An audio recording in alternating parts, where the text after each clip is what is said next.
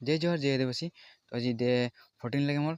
तो आज चेस्ट के जने वर्कआउट करबो। तो वर्कआउट करे के आगे वार्म अप करो थो। वार्म अप करे के पीछे मैं वर्कआउट शुरू करबो। आज इसे 5टा एक्सरसाइज बताबो सिर्फ डंबल से, जे घरे थाक के भी चेस्ट के जने काम होई। तो वीडियो में आगे बतातो।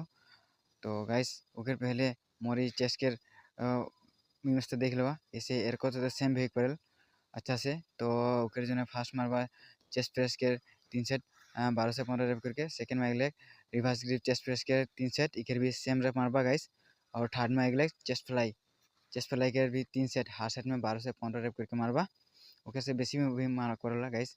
और 4 नंबर में एक लेग नैरो ग्रिप के चेस्ट प्रेस इकर भी सेम रेप मारबा। और लास्ट में एक लेग चेस्ट पुल ओवर के 3 सेट इकर भी सेम रेप मारबा 12 से 15 रेप करके मारबा। तो इटाई रहे गाइस 5टा एक्सरसाइज बताई रहे जनता मुई। तो डाइट में एक बार ला मुई की ले हो। तो आज के इतना ही। जय जोहार जय आदिवासी।